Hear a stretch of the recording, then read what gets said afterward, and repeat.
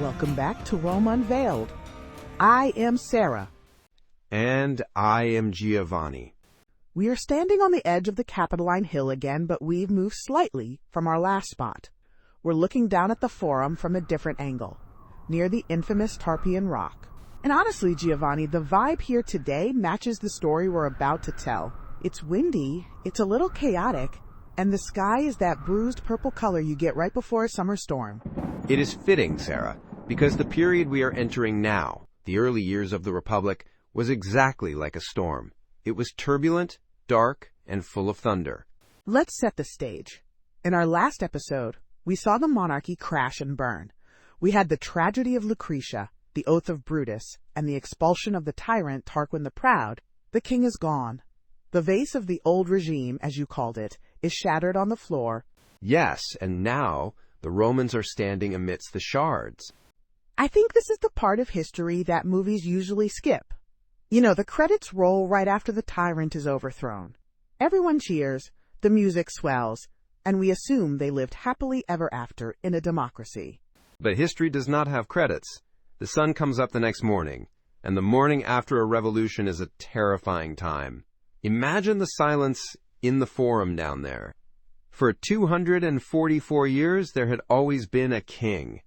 A single man who told you when to fight, when to pray, when to plant your crops. He was the father of the city. And now? The throne is empty. It's a power vacuum, and nature abhors a vacuum. Precisely. The Romans were suddenly free, yes, but they were also alone, and they were surrounded. To the north, the Etruscans wanted their city back. To the south, the Volscians were raiding the harvest. Inside the city, the poor were starving. They didn't need a celebration. They needed a government. And they couldn't just use the old one. They had to invent something new, something that had never really existed before. They had to build a machine, a political machine that could run the state, lead the armies, and judge the criminals, but, and this is the crucial part, a machine that could never, ever be hijacked by a single driver. A king-proof machine. Exactly. And today we are going to take that machine apart. We're going to look at the gears, the levers, and the messy, greasy engine that powered the Roman Republic. And be warned, it is not a pretty machine. It is clunky, it is loud, and it is fueled by a lot of human misery. Okay, Giovanni, let's start with the biggest problem. The king had absolute power. He had imperium. You defined that for us before as the power of life and death. Yes, imperium is a scary concept. It is not just authority. It is the religious and military right to command. When a man holds imperium, the gods are working through him. If he orders you to march, you march. If he orders you to die, you die. So when they kicked out the king, did they get rid of imperium? Did they decide no one should have that much power? No, that is the Roman genius. They knew they still needed that power. They needed someone to lead the army against the Etruscans. You cannot lead an army by committee. You need a commander. So they kept the imperium. They kept the absolute power. But they put it in a straitjacket. And that straitjacket was the consulship. The consulship, the crown jewel of the Republic. Instead of one king who ruled for life, they elected 2 consuls who ruled for 1 year. 2 men. Always 2. Always 2. This is the principle of collegiality. That was the first check. If you are a consul, you are powerful, yes.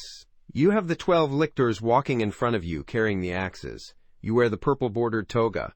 You sit in the curia, the Senate house. But you can never act alone. Wherever you go, you have a shadow, your colleague. And this colleague isn't your partner. He's your rival. He is your opponent. The system was designed on the principle of mutual suspicion. We mentioned the veto last time, intercessio. It means to step between. If one consul tried to act like a tyrant, say he wanted to execute a citizen without trial, the other consul could literally step between him and the victim and say, "I forbid." And the action stopped. Instantly. That sounds great for preventing tyranny, but it sounds terrible for getting anything done. Imagine if a modern president had a co-president from the opposite party who could just say no to everything. It was a recipe for gridlock. And the Romans were okay with that. They preferred paralysis to tyranny. They would rather nothing happen than the wrong thing happen. But think about the psychology of it. You only have 1 year. The clock is ticking from the moment you are elected. Right, the second check. Annuality. You have 12 months to make your mark on history. You want to win a war. You want to pass a law. But your colleague can stop you. So what do? You have to negotiate. You have to compromise. Or you have to wait for him to leave town. Wait, did that work? Sometimes. Oh, my colleague is off fighting the Volscians. Quick, let's pass this law. But usually they took turns. In the field, leading the army, they would often alternate command day by day. Day by day? That sounds disastrous. Monday is my strategy. Tuesday is yours. It often was. We have accounts of battles where one consul wanted to attack and the other wanted to defend. So they would argue until the enemy was literally at the gates. We will see later in the Punic Wars how this leads to absolute catastrophe. But in the early Republic, it served its purpose. It kept the monster of Imperium in a cage. So the consul is the king, cut in half, and given an expiration date. A vivid image, but accurate.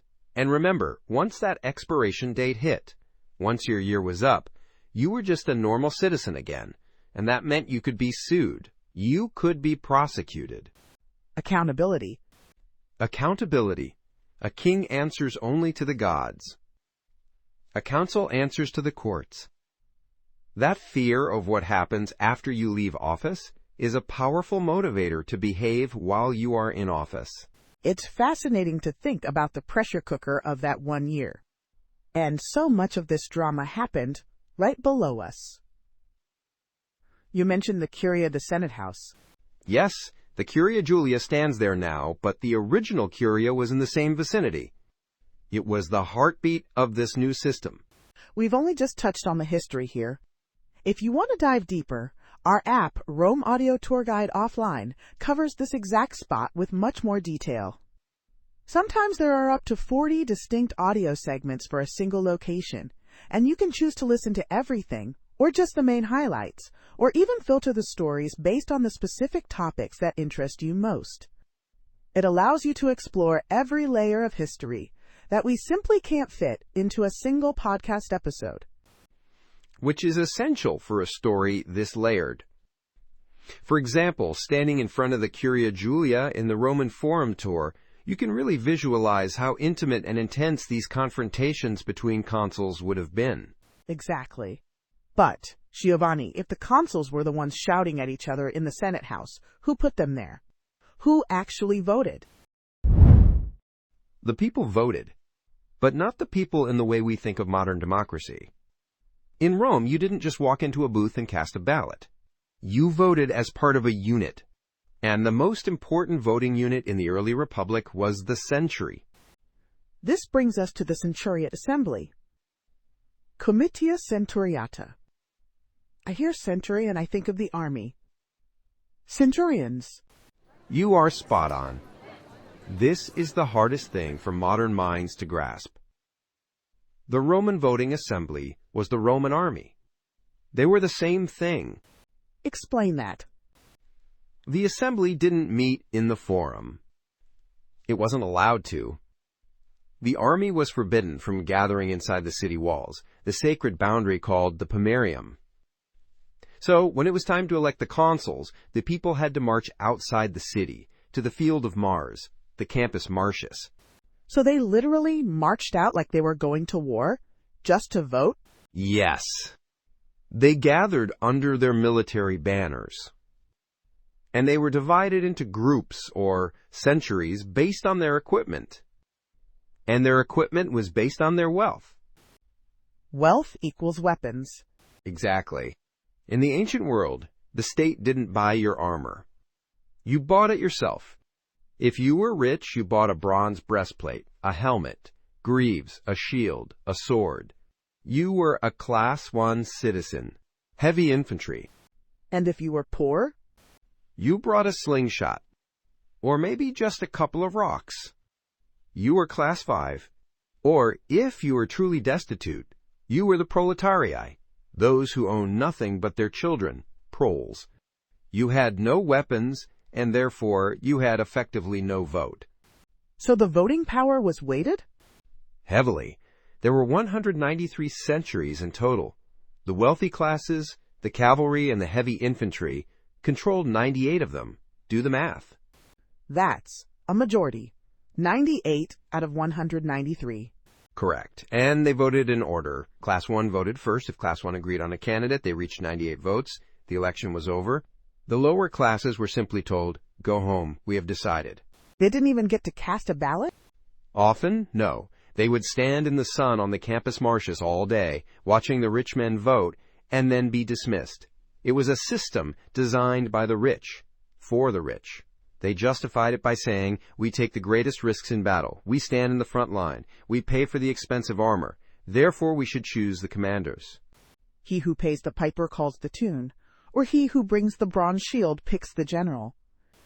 Precisely. It was a timocracy ruled by the wealthy, but it created a deep bond between the military and the political. The men electing the consul were the men who would have to obey him in battle the next week. That brings up the scalability trap again. If I am a soldier in the 1st century, standing in the front row, I am voting for my general, but I am voting for him based on what? His family name? His speech? His popularity, his wealth, his father's reputation, not necessarily his tactical brilliance. And remember, he only has the job for 1 year. It seems incredibly risky. You're firing your general every year. Just when he figures out how to run the army, has gone. It was the great weakness of the Republican military machine. It was run by amateurs.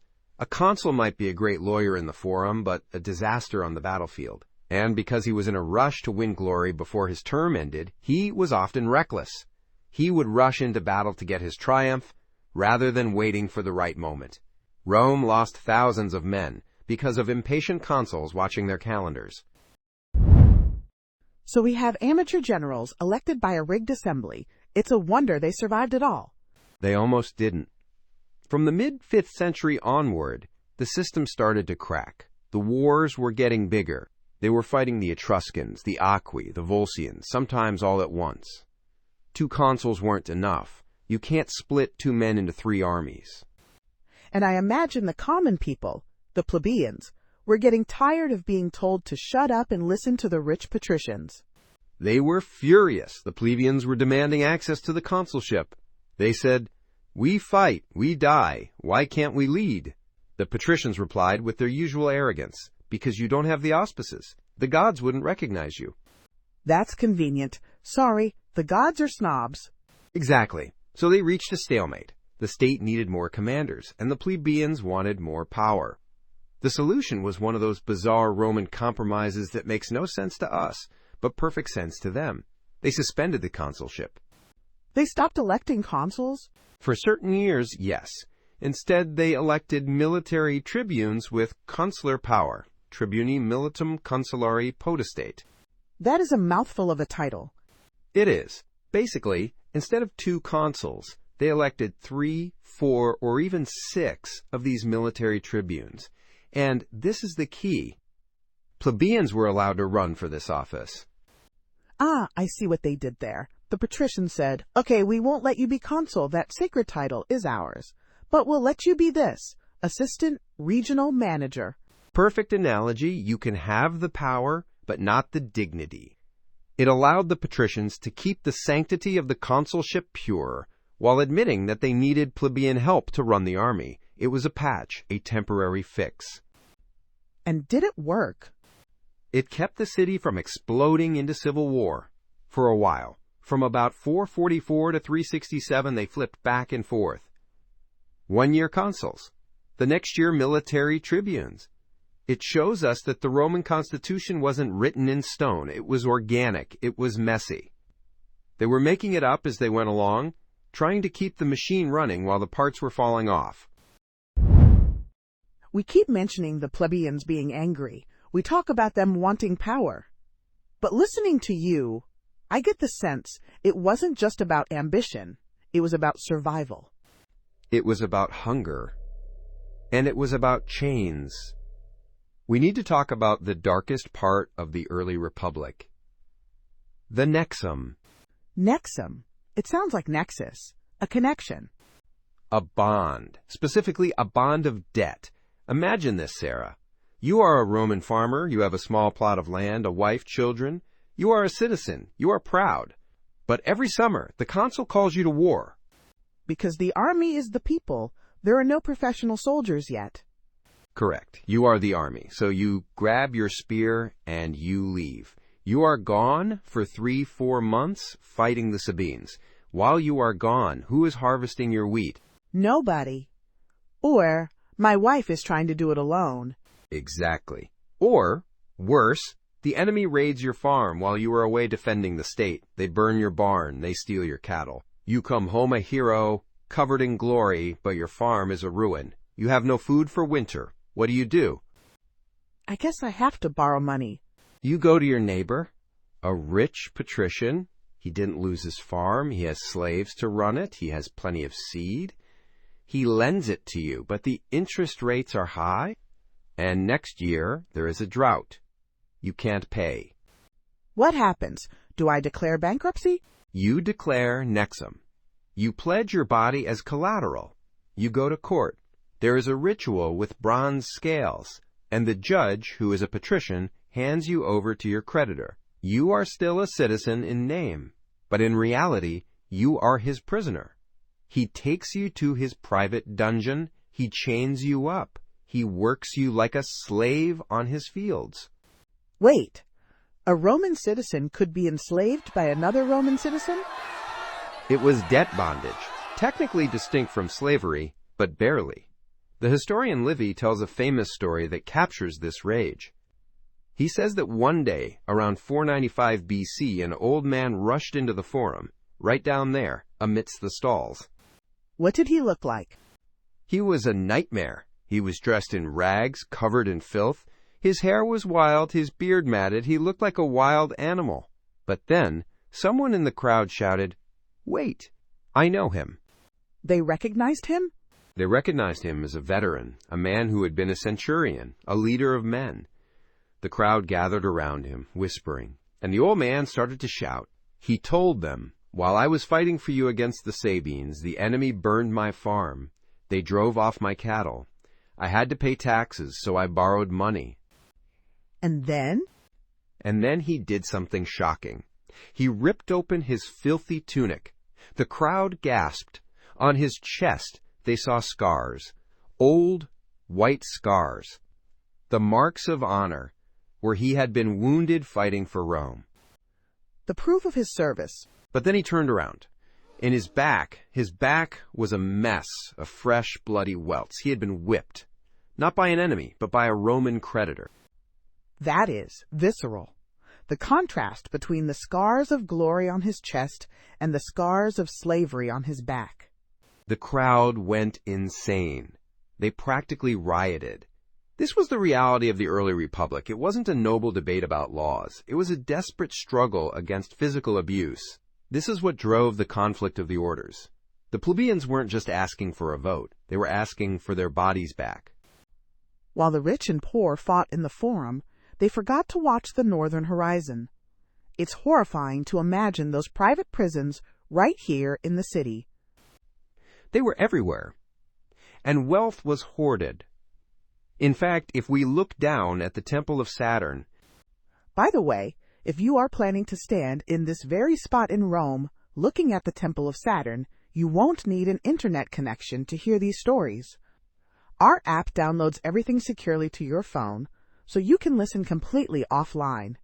You can even keep your screen off and phone in your pocket. It plays through the stories automatically while you soak in the views. It absolutely does. And it lets you stand there, looking at the ruins of the treasury in the Roman Forum tour, and imagine the wealth stored inside while the poor were starving just outside its steps. So if the system was rigged, and the courts were run by the creditors, and the army was commanded by the creditors, how did the plebeians fight back? They didn't have weapons. They were the poor. Ah, but remember, they were the army. Without the plebeians, who holds the shields? Who throws the javelins? The patricians were the officers, but the plebeians were the muscle. So they went on strike? The ultimate strike. It was called the secessio plebis, the secession of the plebs. It happened shortly after that old soldier appeared in the forum. The Volscians were attacking. The consuls ordered the men to muster for war, and the men said, "Number." No? They simply walked away. They gathered up their families, left the city gates open, and marched out to a nearby hill, the Sacred Mount, or perhaps the Aventine. And they just sat there. That must have been terrifying for the patricians left behind in the city. A ghost town, with an enemy army approaching. Pure panic.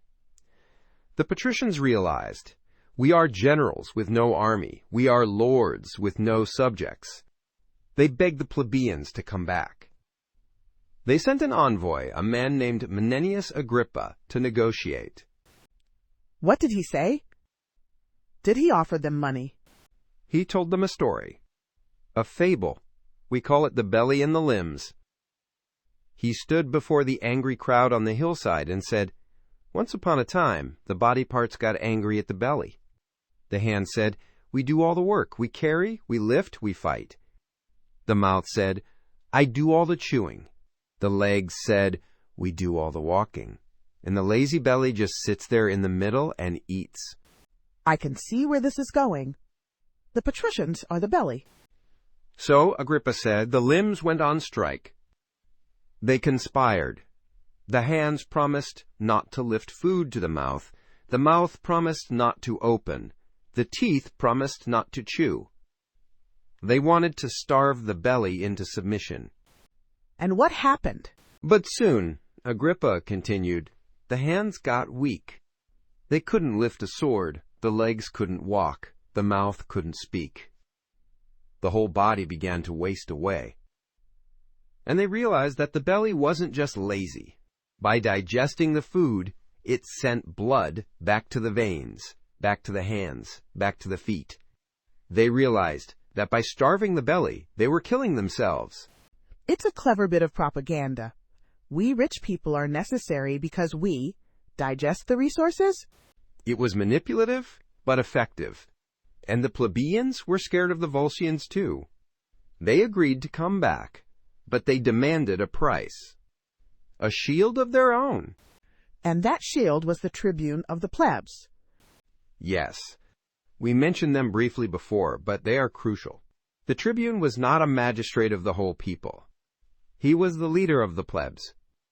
And his body was sacrosanct. Sacrosanct. That means holy, right? It means if you touch him, you die. The plebeians swore a sacred oath. If anyone lays a hand on a tribune, we will kill him instantly, without trial. It turned the tribune into a walking, talking veto. So a tribune could physically step in front of a magistrate who was whipping a debtor and say, "Stop." That was the power of auxilium, the power to help. And to make sure they were always available, the tribune was forbidden from locking his front door at night. 24 hours a day, any citizen could run into his house for safety. That is an incredible institution. A sanctified, safe house system built into the government. It was the only way to balance the terrible power of the consuls. The republic became a state with two heads, the patrician consuls and the plebeian tribunes. They hated each other, they fought constantly, but they forced each other to compromise. It brings a whole new meaning to the rostra down in the forum. When you see it in the app's Roman Forum tour, you realize that was the platform where these tribunes stood and challenged the power of the Senate. Exactly. It was the battleground of words. We've spent a lot of time on the internal mechanics, the debt, the strikes, the elections.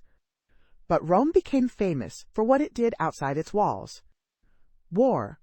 Constant war. But you've told me before that Romans were obsessed with being the good guys. They couldn't just invade a neighbor because they wanted their land. That would be nefas. Correct. The Romans believed that the gods would only support a just war, bellum justum. They had to prove that they were the victims, that they were only fighting in self-defense or to honor a treaty. Even when they were clearly the aggressors? Especially then. And to do this, they used a special priesthood called the Consuls,Ficiales.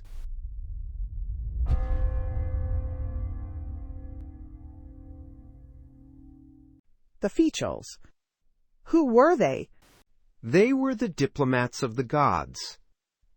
If Rome had a dispute, say, a Roman merchant was robbed in a Latin town, the official priests would march to the enemy border. They wore special woolen headbands and carried sacred herbs, tufts of grass pulled from the citadel in Rome, to represent the very soil of the fatherland. And what did they do at the border? They performed a theater piece. The chief official would stand at the boundary and shout a legal formula to Jupiter. "Hear me, Jupiter. I call justice to witness. Rome has been wronged." He would lay out the demands. Return the stolen goods within 33 days or else.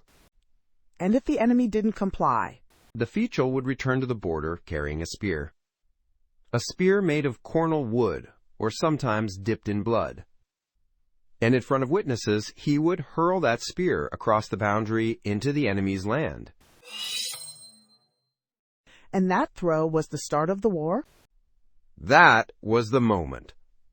Until the spear landed, it was peace. The moment it touched the soil, it was war. It signified that the territory was now hostile, open for conquest. That's a powerful ritual. But Giovanni, Rome is going to conquer the world. They're going to fight in Greece, in Africa, in Spain. You can't walk a priest to Carthage and throw a spear. It would take months. You have found the scalability trap again. The ritual was designed for a world where your enemy was within walking distance. So, when they started fighting overseas enemies like King Pyrrhus or the Carthaginians, they had to hack the system. How do you hack a sacred ritual? You use legal fiction. They designated a small patch of ground in front of the Temple of Bologna, right here in Rome, near the Theater of Marcellus. They declared, legally, this patch of dirt is now enemy territory. No way. Yes. A prisoner of war would be forced to buy the land, or they would just declare it so. Then, when they wanted to declare war on a distant king, the official priest would march to the Temple of Bologna and throw his spear into that little patch of dirt in downtown Rome. That is hilariously bureaucratic. Legally, this dirt clod is now Macedonia. It is quintessentially Roman. To us, it looks like a loophole. To them, it was vital. The form had to be correct. As long as the ritual was performed correctly, Jupiter was bound to support them. It didn't matter that it was a trick. It mattered that it was legal. Okay, so they have the legal cover for war. But how did they win so much? Rome was just one city. The Etruscans were richer. The Greeks were smarter. The Gauls were bigger. What was Rome's superpower? It wasn't the spear. It wasn't the legion. It was citizenship. Civitas. Citizenship? Think about the Greek cities, like Athens or Sparta. They were incredibly exclusive. If you were born in Athens, you were a citizen. If you moved there from Corinth, you were an alien. Your children were aliens. Your grandchildren were aliens. You could never become an Athenian. So their population was capped. They could never grow beyond their own birth rate. Exactly. Sparta was even worse. They were terrified of outsiders.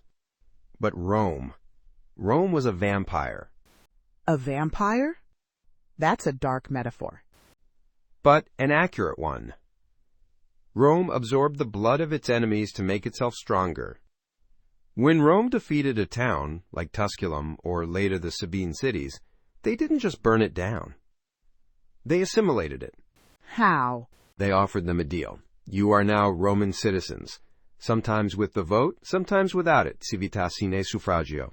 You have legal rights. You can trade with us without taxes. You can marry our daughters. But you must send soldiers to fight in our army. That's the catch. That is the engine of empire. Every time Rome won a war, its army got bigger, because the defeated enemy became the new recruit. So it's a snowball effect. Precisely. When King Pyrrhus fought Rome later on, he defeated them in battle again and again. But he looked at their army and said, "It is like fighting a hydra. You cut off one head and two grow back." He couldn't understand it. He beat them, but the next year, the Roman army was larger than before. Because the Romans he was fighting were actually Latins, Sabines, and Volscians who had been turned into Romans.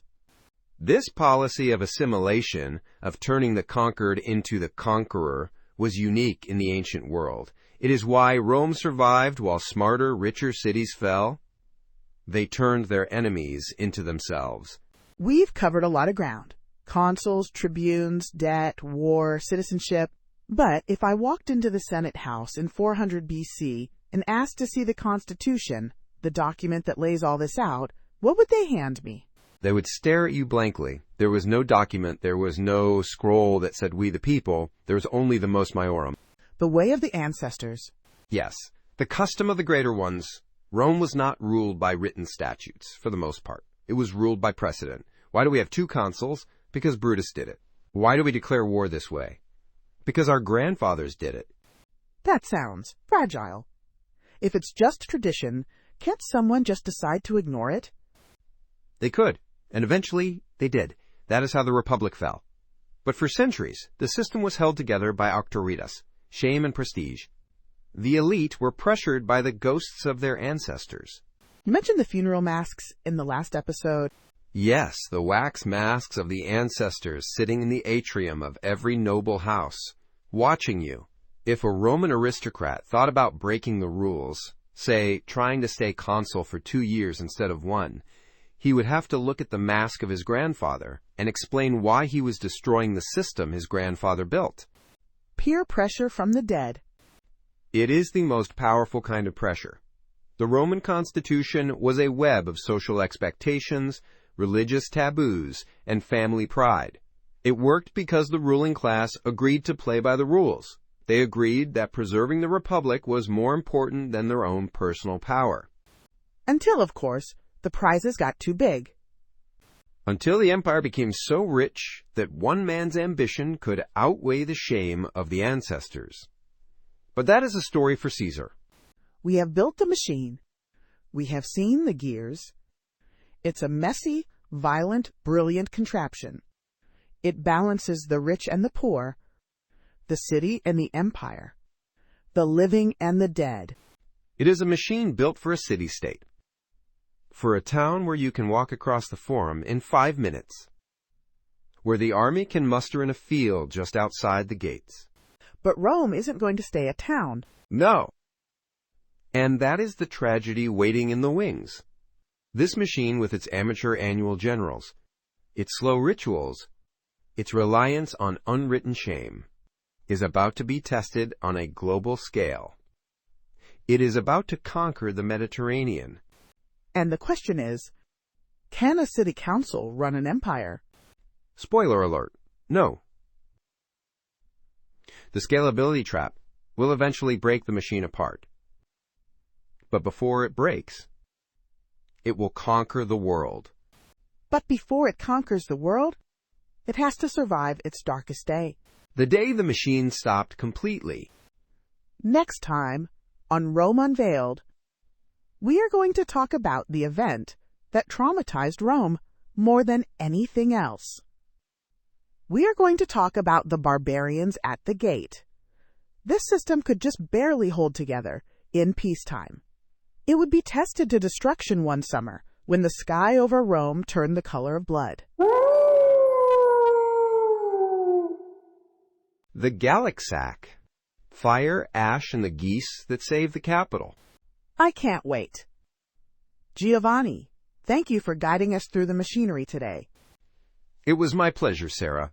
If this episode inspired your next trip, don't go without the full guide. Download Rome Audio Tour Guide offline from the App Store or Play Store today, or find the link at www.romeunveiled.com.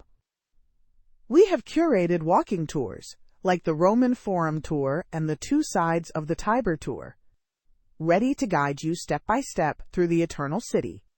It's your personal guide, right in your pocket. Until next time. Arrivederci.